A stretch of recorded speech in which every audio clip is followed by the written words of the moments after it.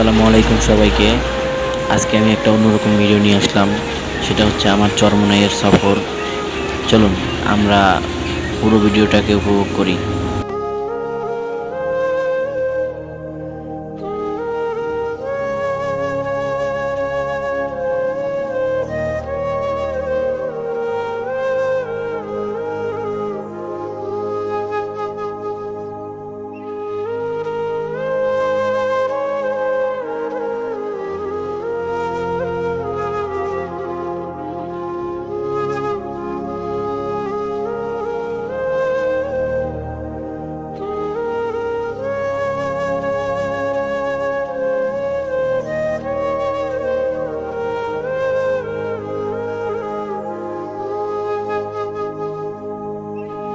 তবে এই নদীর ভিউ নিতে নিতে রাতের খাবারের সময় হয়ে গেছে। এটা দিয়েছে আমাদের প্রথম দিনের লঞ্চে রাতের খাবার।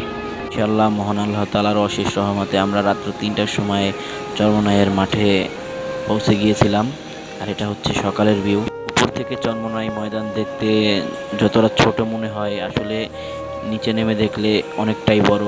আর এই যে লঞ্চগুলো দেখতে পাচ্ছেন, এখানে শত শত লঞ্চ এরকম দাঁড়িয়ে আছে, যারা রিজার্ভ করে আনছে তাদের জন্য দাঁড়িয়ে আছে, এবং যারা এমনিতে ভাড়ায় আসে তাদের রেখে আবার চলে যায়। আসলে আমার যতটুকু ধারণা, সেখানে আপনার সদরঘাটে যে লঞ্চগুলো আছে তার হয়তো যদি 3টা ভাগ করা হয়, তার আড়াই ভাগই চরমোনাইয়ের ময়দানে ওখানে ছিল। আর এখানে সর্বমোট আমার ধারণা এবং তাদের কথা মতে 300 একর জায়গার ভিতরে এই মাহফিলের আয়োজন করা হয়েছে। আর এখানে মোটামুটি অনেক 90 লাখ বা 1 কোটির মতো মুসলিম আসছে এই মাহফিলে অংশগ্রহণ করার জন্য।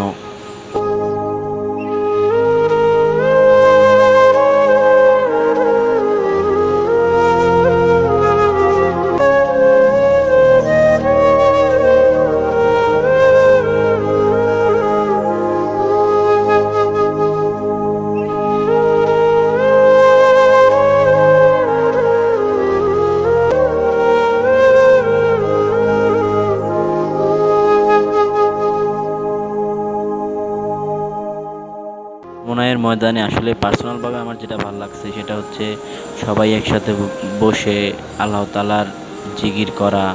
চলুন একটু আপনাদের দেখিয়ে আনি।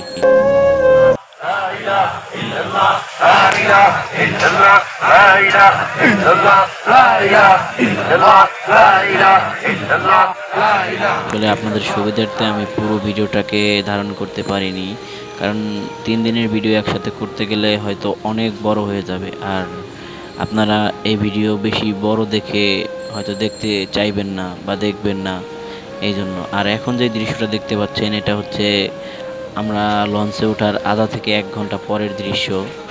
এখানে লোকজন কি আছে না আছে সেটা আর বলার অপেক্ষা রাখে না, আপনারাই দেখতে পাচ্ছেন এখানে কত লোক আছে। আসলে প্রথমে যা ভেবেছিলাম যে লঞ্চে হয়তো জায়গা পাবো না, কিন্তু আমরা আবার রিজার্ভ যাত্রী হিসেবে গিয়েছি, তাই জায়গা আগের দিন রাত্রে থেকেই রাখা হয়েছিল আমাদের জন্য। আর খুবই ভালো লাগছে আমার কাছে পার্সোনালি।